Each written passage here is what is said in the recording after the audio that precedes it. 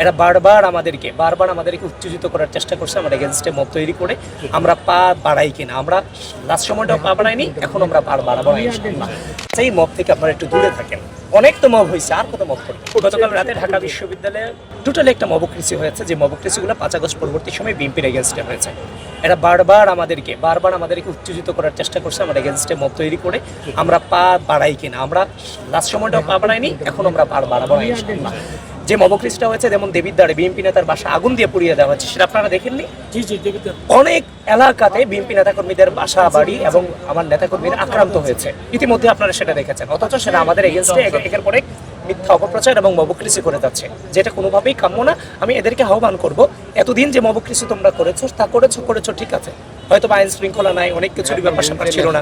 সুতরাং আমি আপনাদেরকে আহ্বান করবো, এই ধরনের মবক্রেসি থেকে আপনারা না পা বাড়িয়ে সুস্থ রাজনৈতিক সংস্কৃতি প্রচলন করেন।